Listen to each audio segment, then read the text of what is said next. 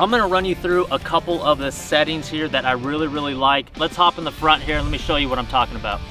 Okay, so first and foremost, let's go down here to the Lowrance HDS unit, again in scout mode. You know, sensitivity is basically the only thing you need to worry about with the Lowrance. I mean, out of the package, it works really well. I've used it several days now and I'm thoroughly impressed with it. The only thing I like doing is hitting menu here and just the contrast here. Everyone's eyes are different, but I like a contrast -4. It just it feels good to me. You could put it on auto, that's fine. It's great right out of the box. For me, a -4 contrast seems to work well for me. Outside of the contrast, really the only other thing I worry about is my range. I like an 80-foot range. Essentially, that's my 80-foot beam. It shoots out 80 feet. Again, I don't like casting more than about 40, 50, 60 feet. I like to be accurate with it. So 80 feet in scout mode is just perfect for me. Now let's move up to the Garmin here. There are a lot of different settings I like to play with the Garmin here, but I want to give you my 3 most important settings on the Garmin. The biggest thing here is my depth, and this is that bottom right hand corner here. I never have this on auto. I will always have this on manual. So if I'm fishing shallow water, let's say 20 feet or less, I will have this on, you know, 25, 20 feet or so. Here we are in 30 feet of water, and I like to have that down to about 35, 40. Essentially what I'm trying to accomplish, I want the full screen. So if we're out here in deep water and I've got it set to really deep, I mean, that's my working space right there. So essentially you want to match the depth to the depth you're fishing. It's as simple as that. You just want to go about 10 feet greater. So that's really important. So as we sit in 33 feet of water with a fish right out in front of us, I'm just going to go ahead and set this to where my screen is full. Okay, the second thing you really need to worry about outside of depth is going to be the distance at which this sonar is shooting. I like to set it at 100 feet. Although I'm running 80 feet on the scout mode here, I like that little extra 20 feet towards the back of my screen here, especially when I'm up there fishing for big smallmouth on those big flats. Those big smallmouth show up at 100 feet really well. I could see drop shots, I could see tubes, I could see all that 100 feet out. So I would recommend anywhere from 75 to 100 feet. That's a really good image. Most bass live 30 feet or less, so when you have that full screen like that, it just works out really well.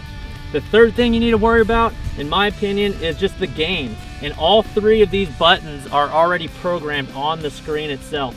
I love running my gain anywhere from 67% up to about 72%. And I fished all over the country, and that 67 to 72 seems to be the best. The only thing you need to do really to adjust that, whether you have sediment in the water or it's crystal clear, you can go up and down depending on your fishery.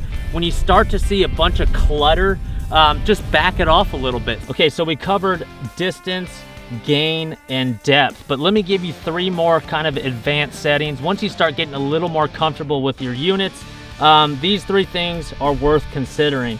And these settings are in the menu here. You want to go to sonar setup, you want to go to appearance, and you could go through, you know, color scheme, there's color gain. That's the one I really want to talk about, color gain. This one here, it's not like the sensitivity, and it's not like the regular gain that we talked about earlier. Essentially what this does is it brings more pop into the objects out there. Like this little object here, if I go back it down to, you know, 10, 20, 30%, the objects that appear on your Livescope, they don't appear like they would if you were to jack it way up to 80, 90, and 100. So essentially it brings those whites out of the image. Essentially what that does is it allows you to see, just quickly glancing down, it just gives you those nice vivid white colors. Things just pop a little more when you're in that color gain setting. So going back to appearance here, color gain, I like to run color gain at about 90%, 88, 89, 90%. Seems to work all over the country. Okay, the second thing I really like to pay attention to is, once again, in your menu, and you go to sonar setup, and that's the noise reject. Get a lot of questions on that. I like a high noise reject. Essentially, that just rejects all of the separate noises out there. With both you know, Lowrance transducers going, Humminbird transducers going, it just helps filter out that extra noise, so I get a nice crisp image. So even if you're running the Garmin solely, having that noise reject on high gives you a really crisp image. And finally, the thing you want to pay attention to in this menu is the ghost reject. From the factory, it comes on medium. I leave it on medium.